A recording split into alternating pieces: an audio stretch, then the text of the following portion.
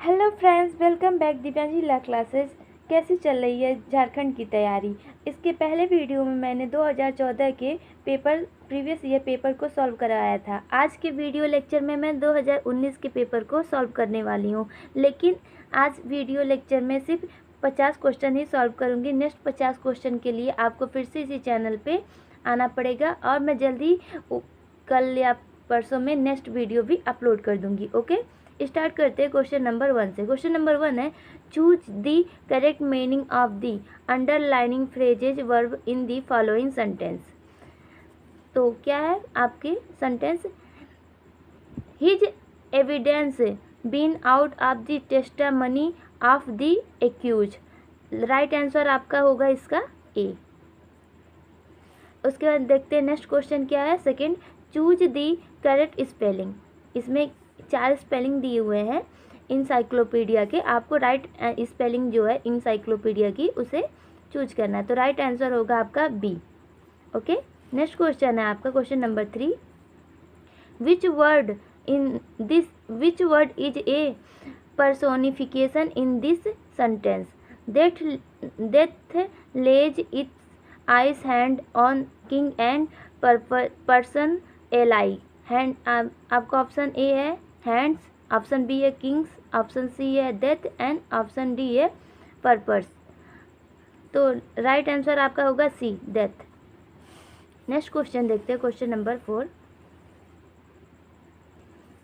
Question number 4 आपका है, choose the word correct closest in the meaning to the underlining word in the sentence.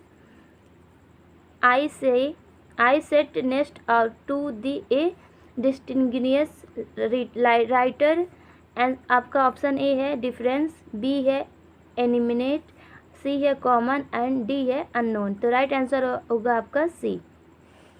Next question है question number 5। Choose the correct indirect form of the following sentence.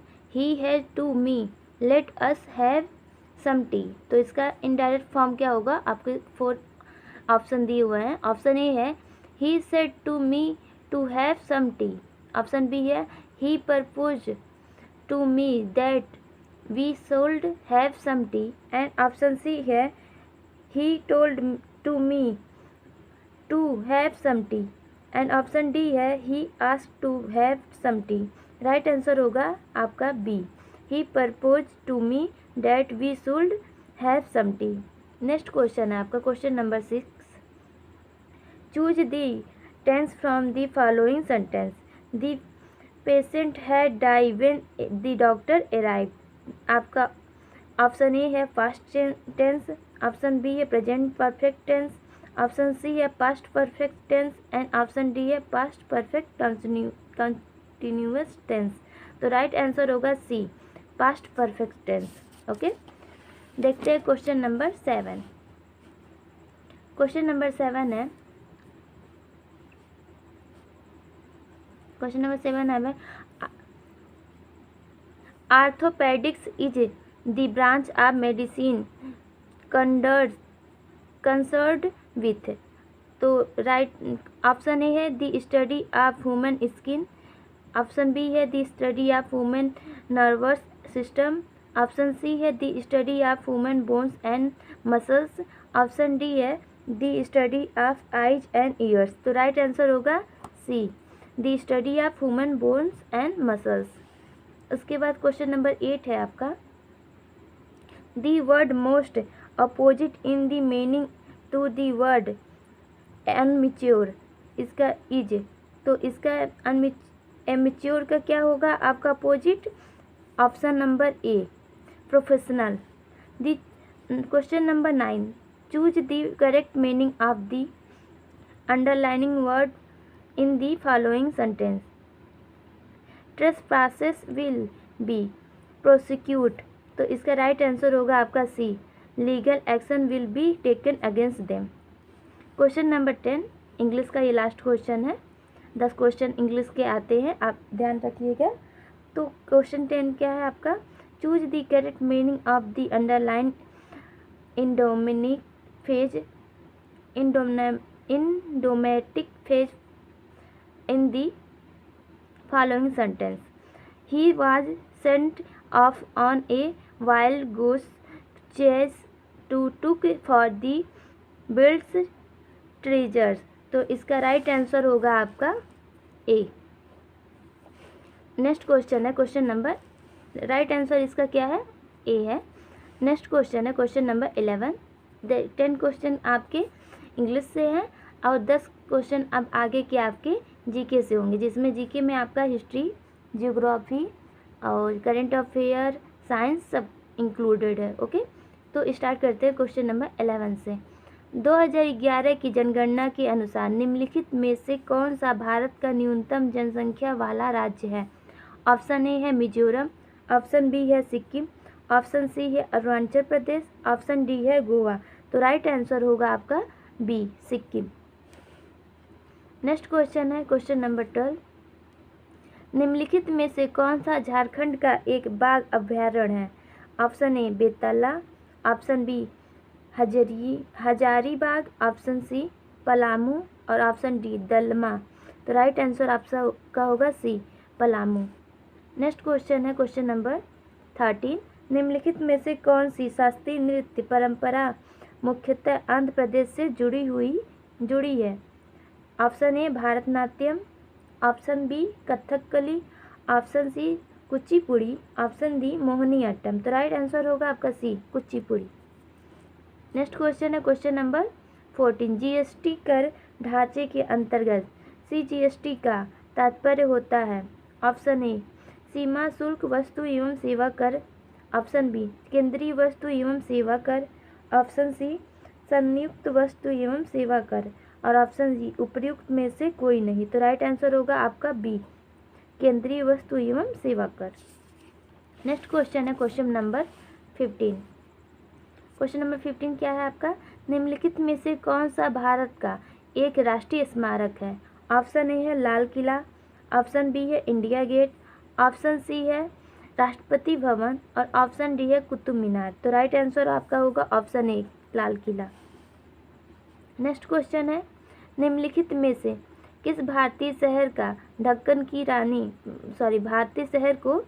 की रानी उपनाम से जाना जाता है? तो किसको ढक्कन की रानी के उपनाम से जाना जाता है? ऑप्शन ए है बेंगलुरु, ऑप्शन बी है पुणे, ऑप्शन सी है हैदराबाद, ऑप्शन डी है चेन्नई। तो राइट आंसर होगा आपका बी, पुणे। नेक्स्ट क्वेश्चन है आपका 70। इनमें से कौन सा स्वतंत्रोत्तर भारत की पहली महिला मुख्यमंत्री है? मतलब स्वतंत्रता के बाद पहली भारत की महिला मुख्यमंत्री कौन है? तो आपका ऑप्शन है नंदिनी सतपथी, बी है शशिकला कड़ोकर और सी है सुचिता कृपलानी और डी है सैयदा अनवरा तैमूर। तो राइट आंसर आपका सी हो जाएगा, Suchita Kripalani. Question number 18। Question number 18 क्या है? इनमें से कौन सा स्वतंत्रोत्तर भारत के पहले मुख्य चुनाव आयुक्त है? स्वतंत्रता के बाद कौन है सबसे पहले चुनाव आयुक्त बने थे? तो ऑप्शन ए है के सुंदरम, ऑप्शन बी है सुकुमार सेन, ऑप्शन सी है SP Sen Verma, option D है डॉक्टर नागेंद्र सिंह। तो राइट आंसर होगा आपका B, Sukumar Sen. Question number 19 क्या है आपका? निम्नलिखित में से कौन सी अंतर्राष्ट्रीय न्यायालय द हेग की राष्ट्रभाषा है? तो राजभाषा क्या है द हेग की? देखिए इसमें एक और क्वेश्चन आपको याद करने लगा कि अंतर्राष्ट्रीय न्यायालय का क्या नाम है, तो कहाँ पे है? द हेग में है। तो ऑप्शन ए है अंग्रेजी और डच, ऑप्शन बी है अंग्रेजी और जर्मन, ऑप्शन सी है केवल अंग्रेजी, ऑप्शन डी है अंग्रेजी और फ्रांसीसी। तो राइट आंसर होगा आपका ऑप्शन डी, अंग्रेजी और फ्रांसीसी। Okay, question number 20। Question number 20 देखते हैं। अंतर्राष्ट्रीय योग दिवस मनाया जाता है, तो अंतर्राष्ट्रीय योग दिवस कब मनाया जाता है? ऑप्शन ए 5 जून को, ऑप्शन बी 8 मार्च को, ऑप्शन सी 21 जून को और ऑप्शन डी 1 जुलाई को। तो इसका राइट आंसर होगा ऑप्शन सी 21 जून को। क्वेश्चन नंबर 21 देखिए 20 क्वेश्चन अब आपके 10 क्वेश्चन किसके हो गए? जीके के हो गए। अब 21 से आपका लॉ के क्वेश्चन स्टार्ट हो गए हैं। देखते हैं क्या है क्वेश्चन नंबर 21। ए अपने एजेंट के रूप में बी के पास सोने के सिक्कों को एक बॉक्स जमा करता है, सोने के सिक्के का एक बॉक्स जमा करता है। ए जो है अपने एजेंट बी के रूप में बी के पास, मतलब ए का एजेंट कौन है, बी है, सोने के सिक्कों का क्या एक बॉक्स जमा करता है। फिर वह सी को लिखता है कि जो उसने ऋण लिया था उसके तदार्थ सोने के सिक्के को जमानत के तौर पर समझे। ए के बाद में आरोप लगाता है कि सी का ऋण संतुष्ट हो गया। सी आरोप लगाता है कि ऋण असंतुष्ट है। दोनों सोने के सिक्के को बी से लेने का दावा करते हैं। बी इनमें से किसके खिलाफ ए इम्प्लीडर सूट फाइल करेगा। मतलब ए का एजेंट बी था और बी को ए ने सोने के सिक्के से भरा एक बॉक्स दिया। अब सी उस जो था सी से ए ने कर्ज लिए थे, तो ए ने सी से को एक पत्र लिखा, उसमें बोला कि मैंने तुम्हारे कर्ज की अदाई करने के लिए वो सिक्के दिए हैं। अब बाद में ए और सी दोनों बी से उस सिक्के की मांग करने लगे, तो बी क्या करेगा, किसको सिक्का देगा। तो आपके ऑप्शन है बी सिक्का देने के लिए क्या करेगा, उसके पास एक इम्प्लीडर सूट फाइल करेगा। तो सूट किसके खिलाफ फाइल करेगा, ऑप्शन ए है A, option B C, option C कोई नहीं, ऑप्शन डी ए और सी दोनों। तो राइट आंसर क्या होगा, ऑप्शन डी, ए और सी दोनों के खिलाफ बी जो है केस फाइल करेगा कि ये सिक्का किसको देना है। ओके, नेक्स्ट क्वेश्चन है आपका 22।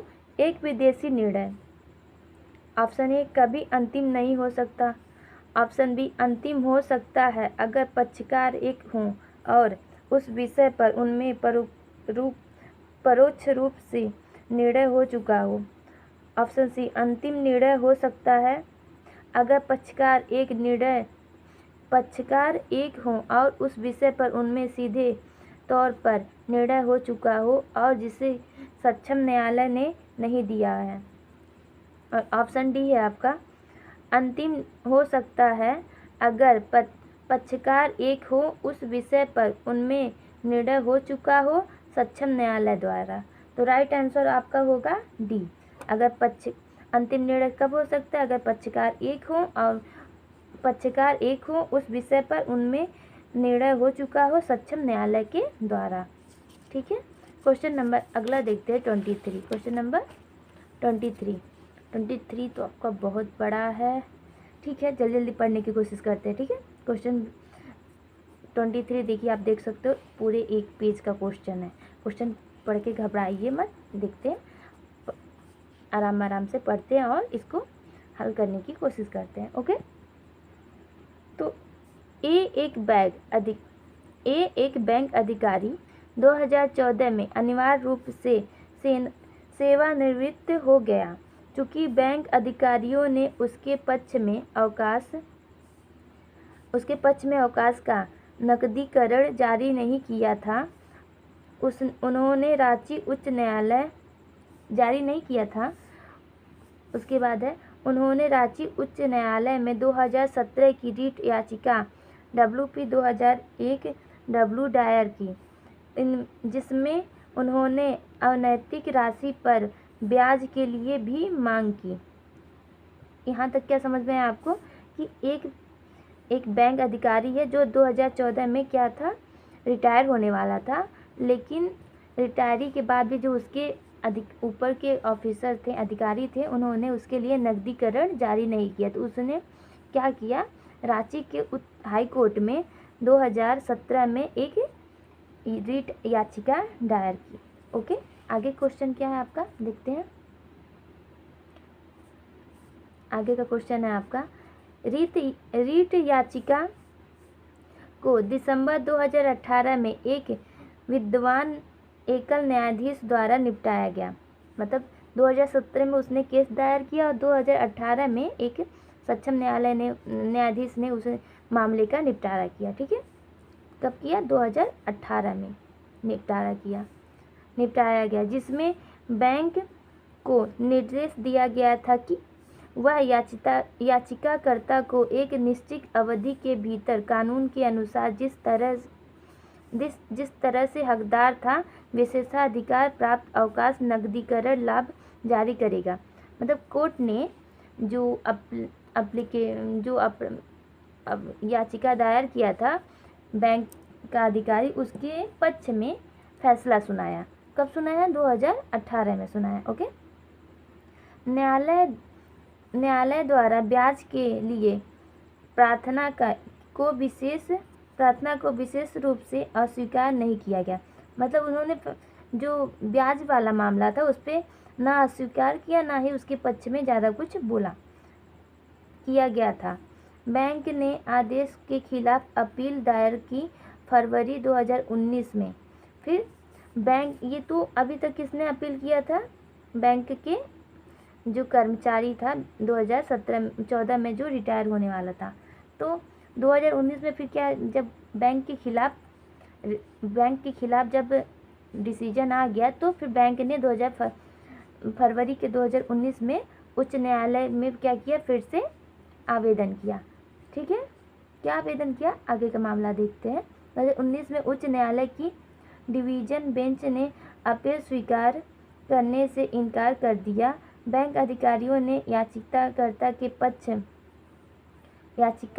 के पक्ष में अवकाश की नकदी जारी की, परंतु फिर एक रीट याचिका उच्च न्यायालय में दायर करता है कि बैंक को निर्देश दिया जाए कि बैंक अवकाश नकदीकरण पर 18% प्रतिवर्ष की दर पर एक को ब्याज दे। यह याचिका किस नियम से प्रभावित होगी?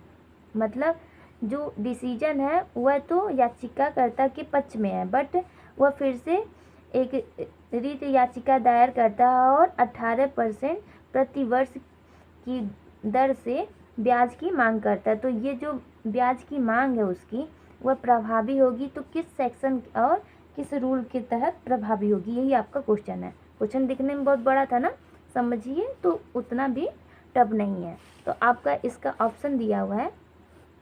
ऑप्शन क्या है देखते हैं। Option A section 11 CPC, option B section 11 explanation 5 नहीं है 15 है 15 CPC, सेक्शन 11 एक्सप्लेनेशन 14 CPC और ऑर्डर 2 रूल 2 CPC। तो राइट आंसर होगा आपका D, section 11 explanation 15 CPC। Next question है 24। डिक्री के उलट होने पर कौन सी धारा ऐसे वादी पर दायित्व सौंपता है जिसने गलत निर्णय का अनुचित लाभ प्राप्त किया हो और उसे दूसरे वादी की पुनर्स्थापना करे जो उसने खो दिया हो? तो आपका ऑप्शन ए है सेक्शन 141 CPC और option B section 142 CPC, option C section 143 CPC, option D section 144 CPC। तो राइट आंसर होगा आपका A, section 141 CPC। Next question है आपका, इंटरव्यूअर्स होते हैं जो ऑप्शन ए इम्प्लीडर होने के हकदार हों, ऑप्शन बी इम्प्लीडर होने के हकदार ना हों, ऑप्शन सी न्यायालय के कीमती समय को जाया करें, ऑप्शन डी वादी पर एक भार हो। तो इसका राइट आंसर होगा आपका ऑप्शन बी, इम्प्लीडर होने के हकदार ना हो। ठीक है, नेक्स्ट क्वेश्चन है आपका 26। वचन पत्र में धन की वसूली का सूट फाइल किया जा सकता है। ऑप्शन ए सामान्य प्रक्रिया के तहत, ऑप्शन बी सारांश प्रक्रिया के तहत जैसा कि ऑर्डर 27 में है, ऑप्शन सी उच्च न्यायालय में और ऑप्शन डी रीट याचिका के तौर पर। तो इसका राइट आंसर होगा ऑप्शन बी, सारांश प्रक्रिया के तहत जैसा कि ऑर्डर 27 में है। ओके, 26 क्वेश्चन लगा लिए हम। अगला क्वेश्चन है 27, क्वेश्चन नंबर 27। क्वेश्चन क्या है आपका, दीवानी न्यायालय की निहित शक्तियों का प्रयोग किया जाता है। ऑप्शन ए न्याय के उद्देश्यों को पाने हेतु एवं पारित करने के लिए, ऑप्शन बी न्यायालय की प्रक्रिया को दुरुपयोग को रोकने के लिए आदेश पारित करने के वास्ते, ऑप्शन सी ए एवं बी दोनों, और ऑप्शन डी उपयुक्त में से कोई नहीं। तो राइट आंसर होगा आपका बी, सी, ए और बी दोनों। जो ए में और बी में बात है दोनों बात सही है। क्वेश्चन नंबर 28 क्या है? सार्वजनिक उपद्रव की स्थिति में निषेधाज्ञा एवं घोषणा के लिए सूट की स्थापना किसके द्वारा की जा सकती है? तो ऑप्शन ए है अदालत की छुट्टी के साथ दो व्यक्ति, ऑप्शन बी दो व्यक्तियों द्वारा महाधिवक्ता से मौखिक सहमति के बाद, ऑप्शन सी दो व्यक्तियों द्वारा महाधिवक्ता से लिखित सहमति के बाद एवं अदालत से छुट्टी के प्राप्त होने पर, और ऑप्शन डी दो व्यक्तियों को जिन्हें सार्वजनिक उपद्रव से कोई विशिष्ट क्षति नहीं पहुंचाई गई हो। तो इसका राइट आंसर होगा आपका ऑप्शन नंबर सी, दो व्यक्तियों द्वारा महाधिवक्ता से लिखित सहमति के बाद एवं अदालत से छुट्टी के प्राप्त होने पर। ओके, नेक्स्ट क्वेश्चन है आपका क्वेश्चन नंबर 29 क्या है आपका? सीपीसी की धारा 20 लागू नहीं होती, किस पे नहीं लागू होती है? ऑप्शन ए मध्यस्थ की कार्रवाइयों पर, ऑप्शन बी दीवानी कार्रवाई पर, ऑप्शन सी ए एवं बी दोनों, ऑप्शन डी ए एवं बी में से कोई नहीं। तो राइट आंसर होगा आपका ए, मध्यस्थ की कार्रवाई पर। नेक्स्ट क्वेश्चन है क्वेश्चन नंबर 30। प्लीडिंग को बदला या संशोधित किया जा सकता है। Option A order 6 rule 9, option B order 6 rule 10, option C order 6 rule 16, option D order 6 rule 17। तो राइट आंसर होगा आपका D, order 6 rule 17। Next question है आपका, यदि स्टाम्प लिखित क्वेश्चन आपका है, एक प्रतिवादी एक वाद की अस्वीकृति के लिए अदालत में प्रार्थना कर सकता है। ऑप्शन ए यदि स्टाम्प लिखित साफ नहीं है, ऑप्शन बी अगर वह संसद के एक और अधिनियम द्वारा वर्जित है, ऑप्शन सी अगर वाद विदेशी भाषा में बनी है, ऑप्शन डी उपयुक्त में से कोई नहीं। तो राइट आंसर होगा आपका ऑप्शन बी, अगर वह संसद के एक और अधिनियम द्वारा वर्जित है।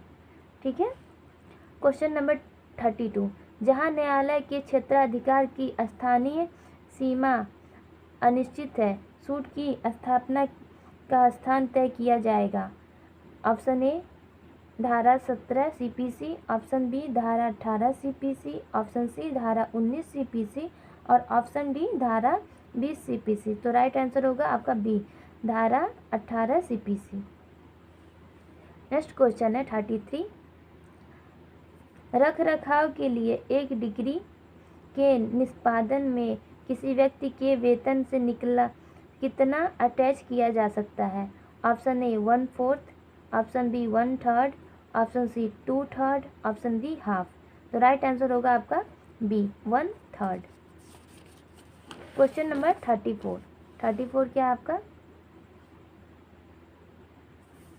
एक विदेशी सरकार पर ऑप्शन ए मुकदमा नहीं चलाया जा सकता, ऑप्शन बी दीवानी न्यायालय की शक्तियों पर बिना किसी बंधन के मुकदमा चलाया जा सकता है, ऑप्शन सी एक प्रतिबंध के साथ मुकदमा दायर हो सकता है कि केंद्र सरकार में मौखिक सहमति न्यायालय की प्रदान किया हो। ठीक है, और ऑप्शन डी है इस प्रतिबंध के साथ मुकदमा दायर हो सकता है अगर केंद्र सरकार के सचिव ने लिखित सहमति का सर्टिफिकेट जारी किया हो। तो राइट आंसर आपका डी होगा। क्वेश्चन नंबर 35 क्या है, निम्नलिखित में से कौन सा स्थगन को मंजूरी देने के लिए पर्याप्त कारण नहीं है। ऑप्शन ए किसी पार्टी उसके गवाह या उसके वकील की बीमारी, ऑप्शन बी अदालत में उपस्थित गवाह की और जांच, ऑप्शन बी किसी मामले की तैयारी के लिए उचित समय, ऑप्शन डी सम्मन की गैर सेवा। तो इसका राइट आंसर होगा ऑप्शन बी अदालत में उपस्थित गवाह की गैर जांच। ओके, क्वेश्चन नंबर 36, सीआरपीसी 1973 को अंतिम बार कब संशोधित किया गया था। ऑप्शन ए है 1 अगस्त 2018, ऑप्शन बी है 6 अगस्त 2018। ऑप्शन सी है 11 अगस्त 2018 और ऑप्शन डी है 16 अगस्त 2018। तो राइट आंसर आपका सी होगा 11 अगस्त 2018। नेक्स्ट क्वेश्चन है क्वेश्चन नंबर 37। 37 क्या है आपका?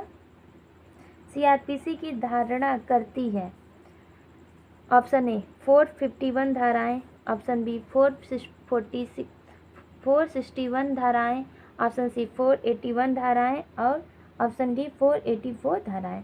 तो सीआरपीसी में टोटल कितनी धाराएं हैं? तो 484, 484 धाराएं हैं। ओके, ये तो सबको याद होगा।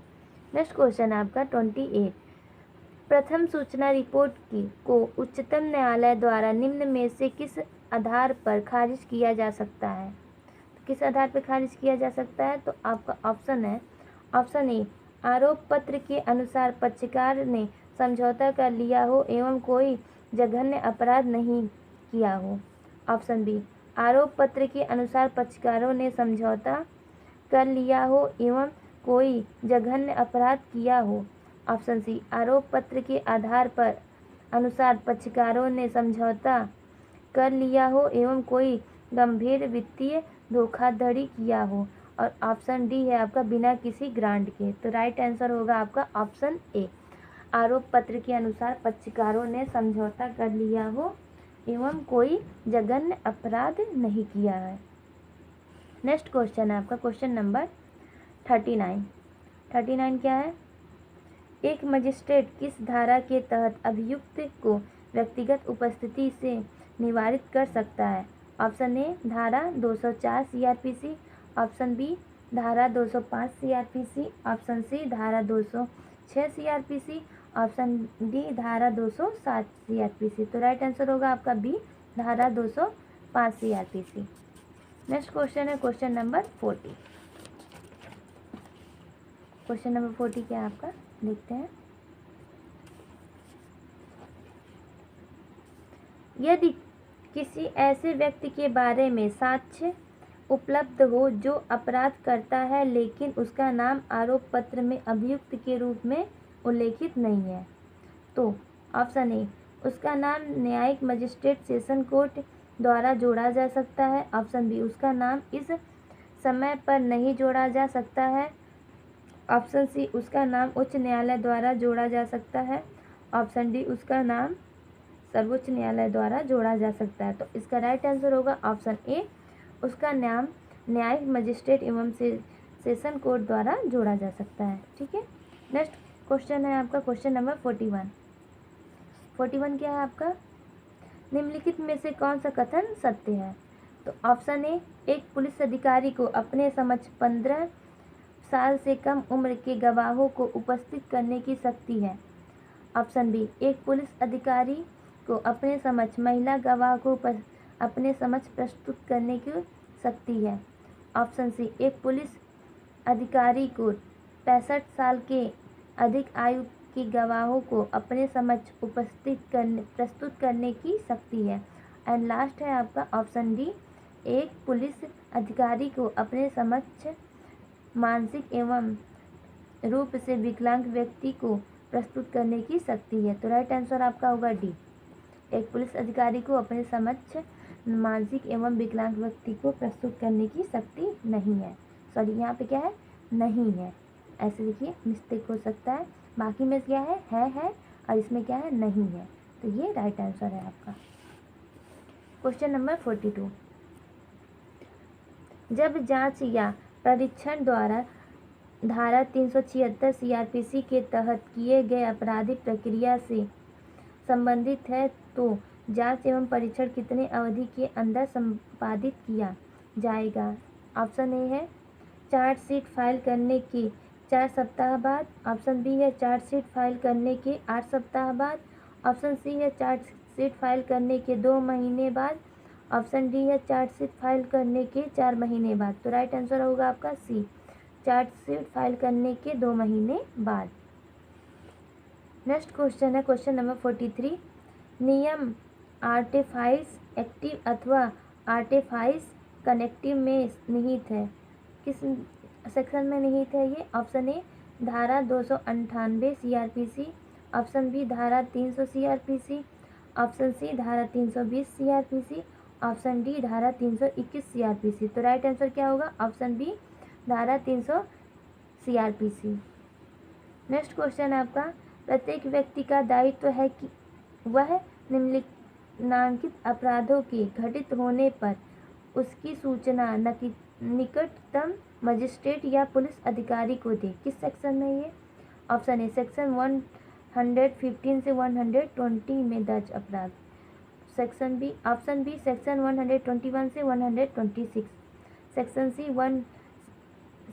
ऑप्शन सी सेक्शन 127 से 132 and last option D section 123 से 140। तो राइट आंसर होगा आपका बी सेक्शन 121 से 126। नेक्स्ट क्वेश्चन है आपका क्वेश्चन नंबर कितना देखें हम? क्वेश्चन 44 देख लिए, अब 45 क्वेश्चन नंबर 45। तो 45 क्या है आपका? CRPC की कौन सी धारा विदेशी सरकारों के साथ केंद्र सरकार द्वारा संधि के माध्यम से पारस्परिक व्यवस्था द्वारा समन्वयन न्यायिक प्रक्रिया जारी करने की व्यवस्था करती है? ऑप्शन ए धारा 100, ऑप्शन बी धारा 103, ऑप्शन सी धारा 105 ए, ऑप्शन डी धारा 104 ए। तो राइट आंसर होगा ऑप्शन सी धारा 105 ए। नेक्स्ट क्वेश्चन है आपका, एक महिला अपने पति से अपने रखरखाव का दावा कर सकती है? ऑप्शन ए अगर वह ब्रह्मचार में रहती है, ऑप्शन बी अगर वह अपने पति के साथ रहने से इनकार करती है, ऑप्शन सी अगर वह आपसी सहमति से अलग रहती है, ऑप्शन डी अगर वह उपेक्षित है। तो राइट आंसर होगा आपका डी अगर वह उपेक्षित है। ठीक है। नेक्स्ट क्वेश्चन है आपका 47, एक मजिस्ट्रेट ऑप्शन ए जांच अधिकारी IO द्वारा निकाले गए निष्कर्ष को अनदेखा कर सकता है और अपने दिमाग को स्वतंत्र रूप से सकता है। ऑप्शन बी IO द्वारा निकाले गए निष्कर्ष को अनदेखा नहीं कर सकता है और अपने दिमाग को स्वतंत्र रूप से लागू नहीं कर सकता है। ऑप्शन सी IO द्वारा निकाले गए निष्कर्ष को अनदेखा और अपने दिमाग को स्वतंत्र रूप से तभी लागू कर सकता है जब पुलिस के केस डायरी में गवाही के कथन को अभिलिखित एवं जांच के दौरान वस्तुओं को एकत्रित किया गया हो। ऑप्शन डी IO द्वारा निकाले गए निष्कर्ष को कभी अनदेखा नहीं कर सकता है, चाहे कैसी भी वहाँ पे क्या होगा कैसी भी परिस्थिति क्यों ना हो। तो इसका राइट आंसर होगा आपका ऑप्शन ए। ऑप्शन ए क्या होगा? राइट आंसर होगा जांच अधिकारी IO द्वारा निकाले गए निष्कर्ष को अनदेखा कर सकता है और अपने दिमाग को स्वतंत्र रूप से क्या कर सकता है, यहाँ पे यूज कर सकता है। नेक्स्ट क्वेश्चन है क्वेश्चन नंबर 48। 48 क्या है आपका?